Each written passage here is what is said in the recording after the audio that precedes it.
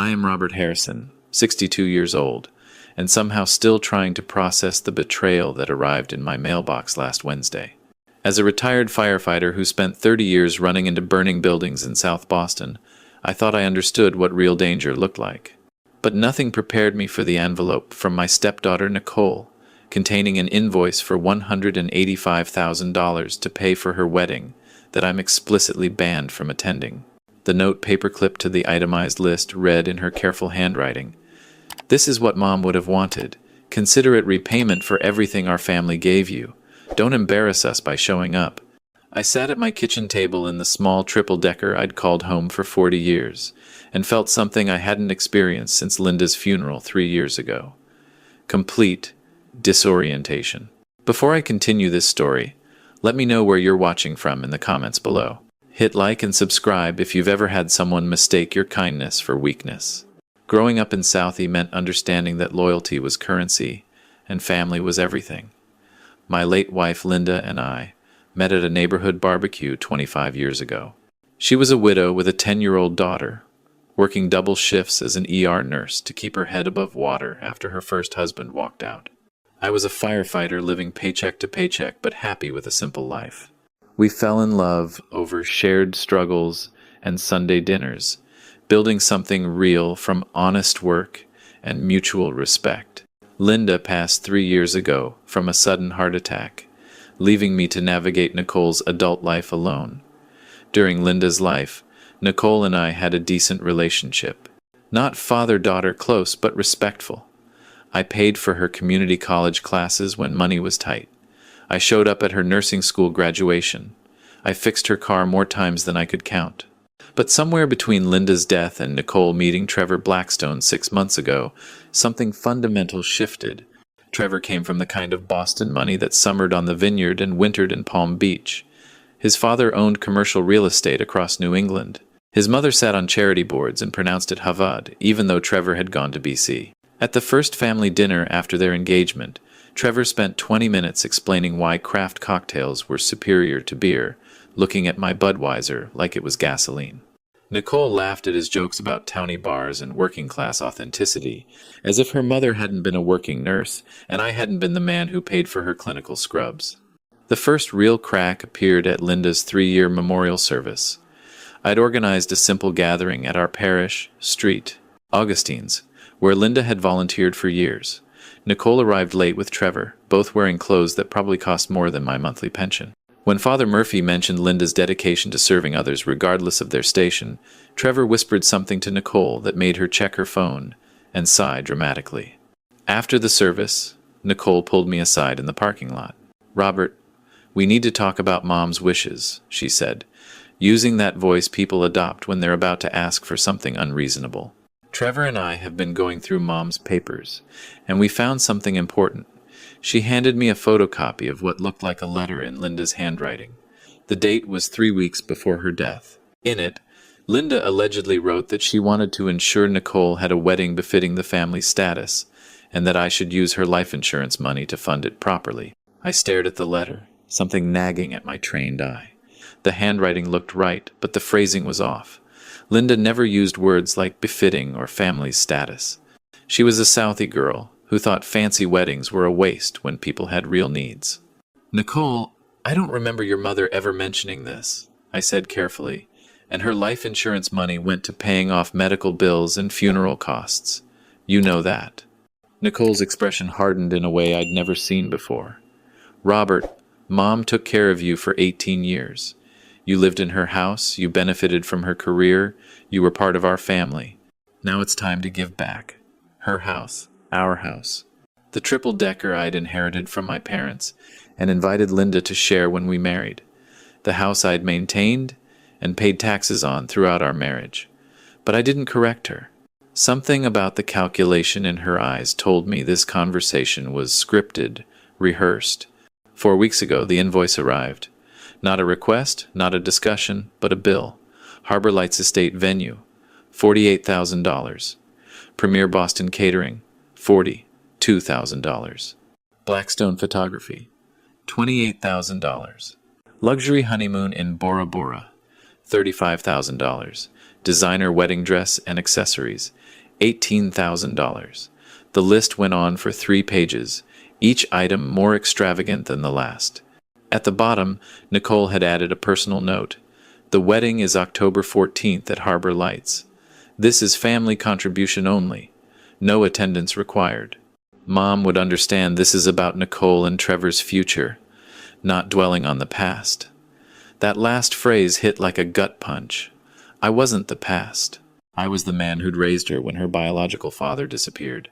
I was the person who sat up with her through stomach flus and heartbreaks and college application stress. But apparently, I was also inconvenient to whatever image she and Trevor were constructing. That evening, I did what any former firefighter does when facing a dangerous situation.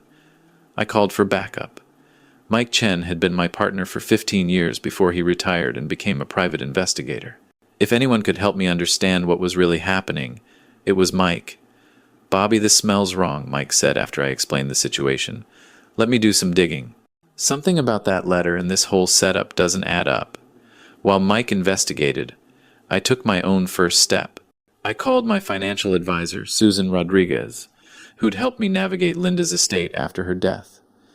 "Susan, I need you to set up something for me. A restricted account where I control what gets paid and when. And I need you to send letters to every vendor on this list explaining that any charges require my written authorization." "Robert, are you sure about this?" Susan asked gently. "Nicole's your stepdaughter. This could damage your relationship permanently." "Susan, someone's already damaged it. I'm just making sure they don't bankrupt me in the process." 2 days later, Mike called with news that made my blood pressure spike. "Bobby, you need to hear this. I ran a background check on Trevor Blackstone. His family's not nearly as wealthy as they pretend. The father's real estate business declared bankruptcy 8 months ago. They're leveraged to their eyeballs. And Trevor himself has some interesting financial activities." "What kind of activities?" I asked, gripping the phone tighter. "He's been working for a wealth management firm downtown, Sterling Financial Partners. But here's the thing. His boss, Richard Sterling, has a history. 3 times in the past 5 years, young associates of his have gotten engaged to women with family money. Each time, the weddings were called off after significant funds changed hands. There are lawsuits, allegations of fraud schemes, all settled quietly." My stomach dropped. "Mike, are you saying Trevor's running a con?" "I'm saying Trevor's in debt to Richard Sterling for $120,000. Gambling debts, bad investments. The usual story of a rich kid trying to keep up appearances, and Sterling has a pattern of using his desperate employees to target families with accessible funds. Your firefighter pension, Linda's life insurance payout, you're exactly the kind of target they look for." That night, I couldn't sleep. I kept thinking about Nicole, about whether she knew she was being used or if she was a willing participant. The next morning, I got my answer in the worst possible way. A lawyer's letter arrived at my door. Trevor's family attorney, demanding payment of the wedding expenses based on the letter Linda had allegedly written. The letter threatened legal action for breach of oral contract and intentional infliction of emotional distress if I didn't comply. I called my own lawyer immediately. Tom Murphy had been handling legal matters for my family since my father's estate. He read through the demand letter and the photocopy of Linda's note. "Robert, I need to ask you something delicate," Tom said. "Is there any chance Linda actually wrote this?" I pulled out the box of Linda's real letters I'd kept after her death. Birthday cards, anniversary notes, grocery lists in her handwriting. Tom compared them carefully. "This isn't her handwriting," he said finally. "It's close, very good actually, but look at the capital L's. Linda always made them with a distinctive loop here. This forger missed that detail, and the paper stock is wrong. This is expensive stationery, not the drugstore notepads Linda used." "So Nicole forged her own mother's wishes," I said, the words tasting like ash. "Or someone forged them for her. Either way, this letter is fraudulent, which means their entire legal threat collapses. But Robert, we need to figure out if Nicole's the victim here or the accomplice." Mike called that afternoon with more pieces of the puzzle. "Bobby, I followed Trevor today. He met with Richard Sterling at a coffee shop in Back Bay. I got photos, and I managed to record part of their conversation. You need to hear this. He played me an audio file. Trevor's voice, anxious and desperate. Richard, the old man's not cooperating. He's locked down his accounts. What do we do? Richard's voice, smooth and calculating. Stick to the plan. The girl trusts you. Tell her Harrison's being selfish, that he's betraying her mother's memory. Make her feel like she has to choose between her family loyalty and her future. Meanwhile, I'll have my attorney increase the pressure. These blue-collar types fold when lawyers get involved. What about the wedding itself? Trevor asked. Does it matter if it actually happens? Richard laughed. The wedding's irrelevant. Once we get the money deposited for vendors, we control it. The venue will cancel due to permit issues we've arranged. The caterer will have supply problems. Everything falls apart, and the refunds go through our shell companies. By the time Harrison figures out what happened, we're gone, and Nicole thinks it was all his fault for not supporting her. I sat in my kitchen listening to that recording 3 times, each time feeling a different emotion. Anger at Trevor and Richard, sorrow for Nicole being manipulated, determination to stop this before it destroyed her, but most of all, rage at the pure cynicism of using a dead woman's memory as leverage. That evening, Nicole called. Her voice was cold, nothing like the girl who used to call me on Sundays just to chat. Robert, Trevor's lawyer sent you a letter. Are you going to do the right thing? Nicole, we need to talk in person. There are things happening you don't know about. There's nothing to talk about. You either honor Mom's wishes, or you prove everyone was right about you. Right about what? She was quiet for a moment. Trevor's family warned me. They said working-class people resent success, that you'd probably try to sabotage my chance at a better life out of jealousy. The script was so obvious now, every word calculated to isolate her from anyone who might tell her the truth. Nicole, I love you. Your mother loved you. Whatever you think is happening here, please just meet with me before you make any irreversible decisions. The only irreversible decision would be trusting you over my future husband. The money's due by next Friday, Robert. Figure it out. The next morning, I made a decision that felt both necessary and risky. I called Nicole's best friend from nursing school, Amanda Reyes. Amanda had been like a second daughter during Linda's illness, often staying over to help with night shifts. Mr. Harrison, I was hoping you'd call, Amanda said immediately. I need to tell you something about Nicole and Trevor. She's been different since Linda died. Anxious, defensive, and Trevor's been isolating her from everyone. I invited her to lunch 3 times last month. She canceled each time, saying Trevor had plans for them. Amanda, I need you to do something difficult. Can you try one more time to reach her? Don't mention me. Just see if she'll talk to you as a friend. Amanda called back 2 hours later, her voice shaken. Mr. Harrison, we met for coffee. Nicole's terrified, but she's pretending everything's fine. She mentioned that she and Trevor are in some kind of financial program Richard Sterling set up. She has to check in with him weekly about expenses, relationships, even which family members she talks to. She called it mentorship, but it sounded like control to me. That weekend, Mike delivered the final piece of evidence I needed. Bobby, I've been tracking Richard Sterling's financial activities. He's running a sophisticated operation. He identifies young professionals in debt, offers them high-interest loans, then uses them to access their partner's family money. The wedding scheme is just one angle. He also does fake business investments, emergency medical expenses, all targeting middle-class families with savings. How many families has he done this to? Mike's face was grim. That I can prove? 12 in the past 3 years. But there are probably more. The brilliant part is that the relationship always implodes, so the victims blame each other instead of investigating Sterling. On Wednesday, 5 days before Nicole's supposed payment deadline, I received an unexpected visitor, Richard Sterling himself, arriving at my door in a $1,000 suit with the kind of smile that never reaches the eyes. Mr. Harrison, I'm Richard Sterling. I've been advising Trevor on his financial planning, and I wanted to meet the family personally. I let him into my kitchen, the same room where Linda and I had shared thousands of meals and where I discovered the truth about his scam. Mr. Sterling, I know exactly who you are and what you're doing. His smile didn't flicker. I'm not sure I understand. The fake wedding expenses, the forged letter from my deceased wife, the scheme to isolate Nicole from her support system, the shell companies waiting to absorb the refunds. I understand perfectly. Sterling studied me for a long moment, then apparently decided honesty was less risky than continued deception. Mr. Harrison, you're a perceptive man. Let me be frank. Trevor owes me money. A lot of money. Nicole has access to your funds through emotional leverage. This is simply business. You pay. Trevor settles his debt. Everyone moves forward. And if I don't pay? I ask quietly. Then Trevor's debt becomes a legal problem that involves Nicole as his fiancée. Charges might be filed. Her nursing license could be questioned if she's associated with financial fraud. It would be tragic to see a young woman's career destroyed because her stepfather was too stubborn to help family. The threat was clear. Pay or watch Nicole suffer consequences for Trevor's crimes. Mr. Sterling, let me tell you something about firefighters, I said, standing up. We spend our careers studying how fires spread, how they consume everything if you don't stop them at the source. You're the source, and I'm about to cut off your oxygen.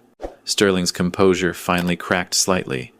You're making a serious mistake. No, you made the mistake. You targeted the wrong family. After he left, I called Tom Murphy and Mike Chen for an emergency meeting. We have enough evidence for fraud charges, Tom said, reviewing everything Mike had gathered. The forged letter, the recording of Sterling and Trevor planning the scam, the pattern of previous victims. But Robert, if we go public with this, Nicole will be humiliated. Her relationship will explode publicly. She's already being destroyed privately, I said. At least this way she'll know the truth before she marries a con artist. We spent the next 2 days preparing. Mike contacted Sterling's previous victims, building a case pattern. Tom filed a police report about the forged letter and fraud scheme. Susan helped me secure my accounts so thoroughly that even a court order couldn't access them without clear evidence of legitimate debt. And I wrote a letter to Nicole, explaining everything I'd learned, including copies of all the evidence. I sent it certified mail, requiring her signature for delivery. Friday morning, 2 days before Nicole's deadline, I received a panicked call. Nicole, her voice breaking with tears. Robert, please tell me it's not true. Please tell me you made this up. I wish I had made it up, sweetheart. I'm so sorry. Trevor's been lying to me about everything. His family's bankruptcy, his debt, Richard Sterling's control over him. Even the wedding. It was never real. They were going to take the money and disappear. She was crying so hard I could barely understand her. Robert, I said terrible things to you. I believed him over you. Mom would be so disappointed in me. Your mother would understand. You love someone, and he betrayed that love. That's on him, not you. What do I do now? The wedding's supposed to be in 2 days. Everyone knows. His family, my friends, my co-workers. How do I face anyone? The same way your mother would, with dignity and truth. You tell people you discovered financial fraud, and you chose integrity over image. Anyone who judges you for that isn't worth knowing anyway. Saturday afternoon, Nicole came to my house. She looked exhausted but clear-eyed in a way I hadn't seen since before Trevor. We sat at the kitchen table where everything had started. Robert, I need to tell you something I should have said months ago. After Mom died, I felt so lost. Trevor made me feel special, like I was becoming someone important. But I was really just becoming someone I didn't recognize. What changed? I asked gently. This morning, I went to Trevor's apartment to confront him. Richard Sterling was there with 2 other young women I'd never met. Trevor introduced me as his associate, not his fiancée. Richard explained to these women how easy it was to access family money through emotional manipulation. They were taking notes, Robert, like it was a business seminar. Where's Trevor now? Probably with his lawyer. I called the police like your attorney suggested. They're investigating the fraud ring. Richard Sterling's being questioned about the pattern with other victims. Nicole pulled out a small jewelry box. Inside was the engagement ring Trevor had given her, a modest diamond that he'd claimed was a family heirloom. I had it appraised yesterday. It's cubic zirconia. Even the ring was a lie. We sat together in comfortable silence, father and stepdaughter, grieving not what was lost but what never really existed. Robert, I can't thank you enough for saving me from this. If you'd just paid the money, I would have married him, and eventually the truth would have come out in a much worse way. Nicole, I didn't save you. I just gave you information. You saved yourself by choosing truth over fantasy. Sunday, the day the wedding would have happened, Nicole and I drove to Linda's grave. Nicole brought flowers, white roses like her mother had loved. "Mom, I'm sorry I forgot what you taught me," Nicole whispered, kneeling by the headstone. "You always said real love doesn't require a performance." I should have remembered that. I knelt beside her. "Linda, our girl's gonna be okay. She learned the same lesson you taught me, that integrity costs something, but it's worth more than any amount of money." Later that evening, as October rain fell soft against my windows, Nicole helped me cook dinner in my small kitchen. We made Linda's recipe for pasta fagioli, the soup that had warmed countless family dinners. As we chopped vegetables and stirred the pot, Nicole asked the question I'd been waiting for. "Robert, how did you know to investigate instead of just paying?" "Because your mother taught me something important during her illness. When doctors gave us options, she always asked who benefited from each choice. When Trevor's demand benefited everyone except you, I knew something was wrong." The fallout from the Sterling fraud investigation unfolded over the next month. Richard Sterling was charged with wire fraud, conspiracy, and extortion. Trevor cut a deal to testify against him in exchange for reduced charges. 2 other families came forward with similar stories of wedding schemes and fake emergencies. The Boston Herald ran a feature story about the con that targeted middle-class families through their children's relationships. Nicole went through the motions of publicly canceling a wedding that was never real, enduring awkward questions and pitying looks. But she held her head high, eventually writing an essay for the Nursing Association newsletter about financial manipulation and warning signs. Amanda and her other real friends rallied around her, proving that genuine relationships survive truth while fake ones required lies. On Thanksgiving, 4 weeks after the wedding that never happened, Nicole brought real change to our family dinner. Not a new boyfriend or a dramatic life pivot, but something quieter and more valuable. Peace with herself. "Robert, I've been thinking about what Mom would want," she said over turkey and stuffing. "Not about weddings or money, but about what kind of person to be. What did you decide?" "She'd want me to be someone who values people over pretense. Someone who chooses substance over show. Someone like you." We spent that evening the way Linda would have loved, playing cards and laughing at terrible jokes and feeling grateful for simple things. Enough food, a warm house, family that showed up when it mattered. 2 months after everything fell apart, Nicole called with news that surprised me. "Robert, I got a call from one of the other families Richard Sterling targeted. They want to start a support group for people who've experienced financial manipulation through relationships. They asked if I'd help organize it. What did you tell them?" I said yes. If my mistake can help someone else avoid the same trap, then maybe some good comes from this nightmare. The support group met monthly at St. Augustine's Parish Hall, the same place we'd held Linda's memorial. Nicole facilitated discussions where people shared stories of how they'd been isolated, manipulated, and exploited by those they trusted. I attended the first meeting at Nicole's request, sharing my perspective as someone who'd watched a loved one get caught in a scheme. "The hardest part is forgiving yourself," a young man said during that first meeting. "I gave my ex access to my student loan refunds for a business that never existed. I feel so stupid." Nicole responded with the wisdom she'd earned through pain. "You're not stupid for trusting someone you loved. They're the ones who weaponized that trust. The courage is in choosing to trust again, carefully, with clear boundaries." Christmas came, and Nicole and I established new traditions that felt honest. Instead of expensive gifts, we volunteered at the Firehouse Toy Drive, sorting donations for families in need. Instead of elaborate dinners, we cooked Linda's simple recipes and invited neighbors who had nowhere else to go. Mrs. O'Brien from downstairs, who always asked about Nicole, Mike Chen and his wife, Father Murphy from St. Augustine's. As we set the table with Linda's everyday dishes, Nicole said something that made me understand she'd truly healed. "Robert, can I ask you something about Mom?" "Always." "Do you think she knew that someday I'd need to learn this lesson about what matters versus what looks good?" I thought about Linda, about her practical wisdom, and her ability to see through pretense. Your mother spent her career in the ER seeing people at their worst and their best. She understood that crisis reveals character.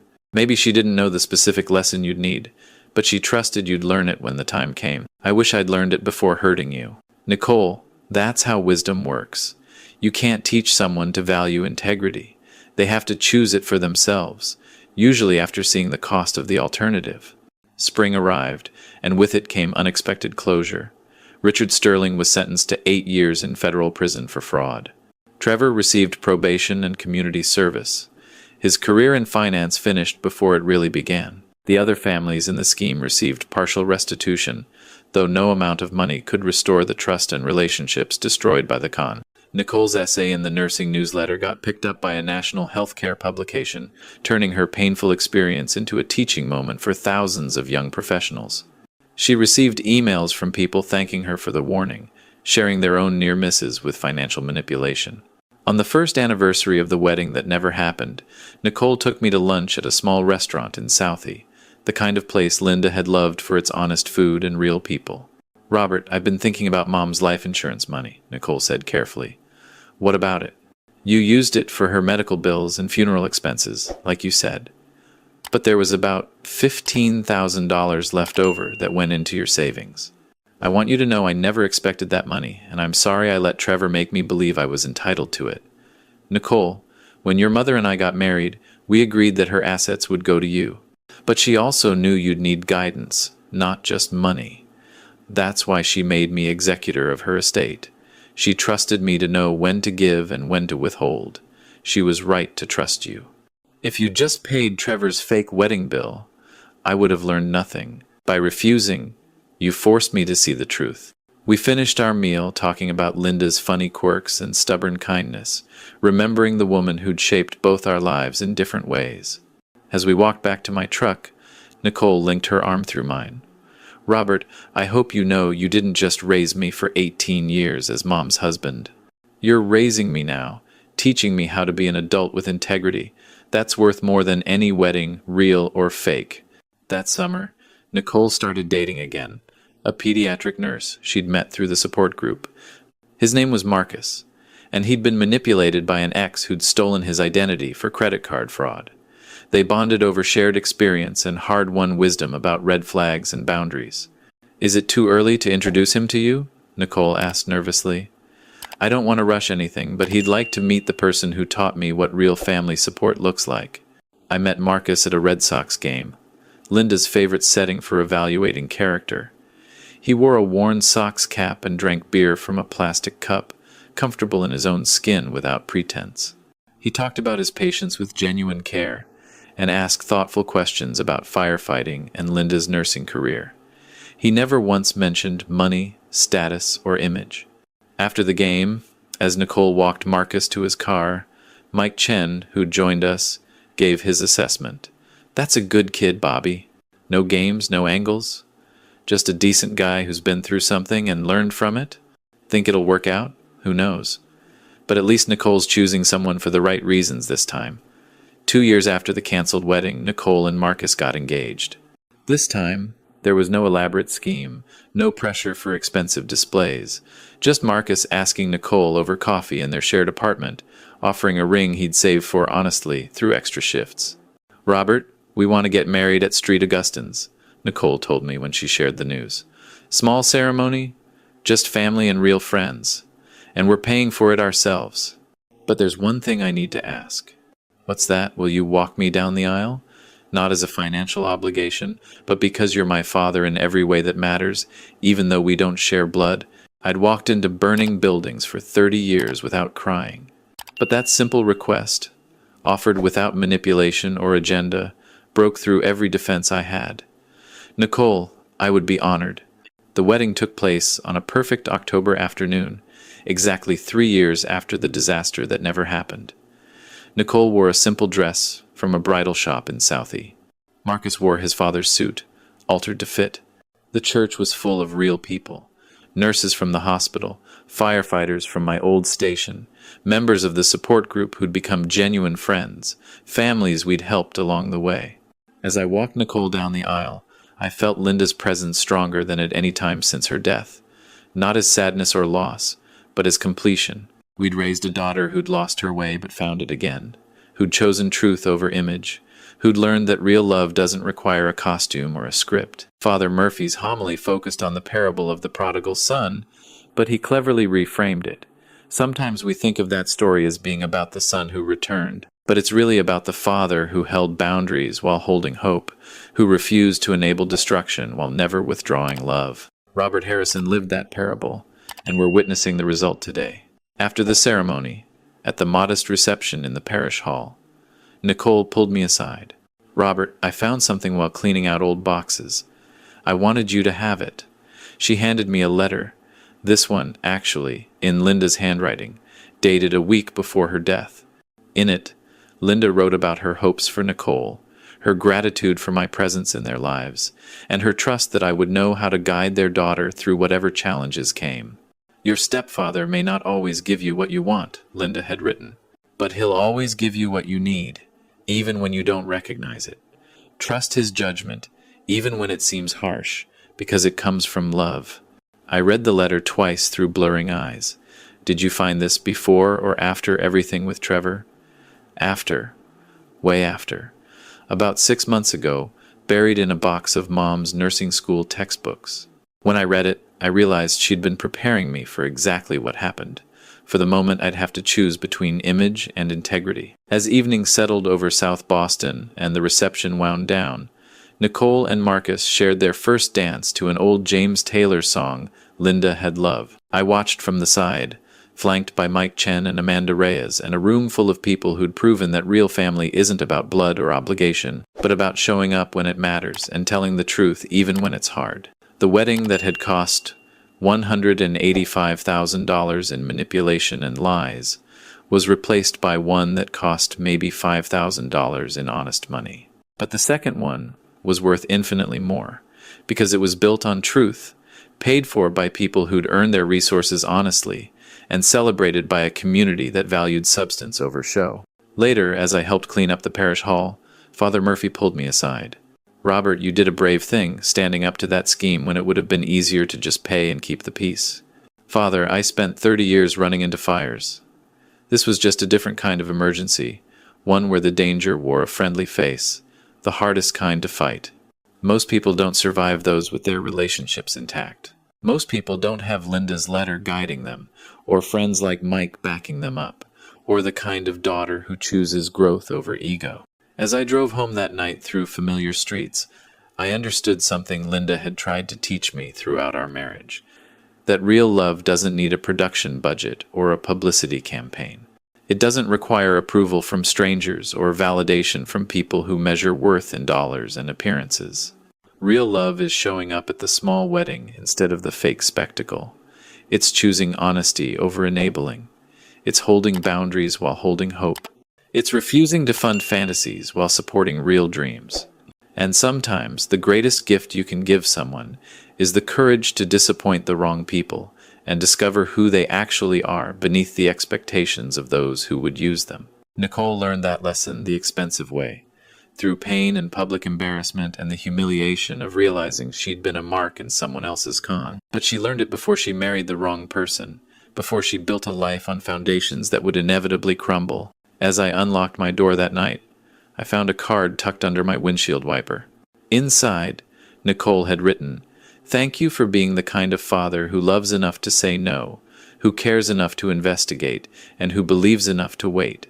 Mom chose well when she chose you." So did I. I put the card on my mantle next to Linda's picture, two pieces of evidence that sometimes the best investments aren't measured in dollars, but in the courage to do the right thing when everyone's watching, and the wisdom to value truth over transactions. The wedding that almost cost me $185,000 ended up costing me nothing but 3 years of patience and pain. And in return, I gained something priceless. A daughter who finally understood what her mother had always known, that real family shows up not with checkbooks and excuses, but with honesty and love, and the kind of boundaries that protect instead of punish. If this story resonated with you, share it with someone who needs to hear that love doesn't require a performance, that family bonds are worth more than social status, and that sometimes saying no is the most powerful way to say, "I love you."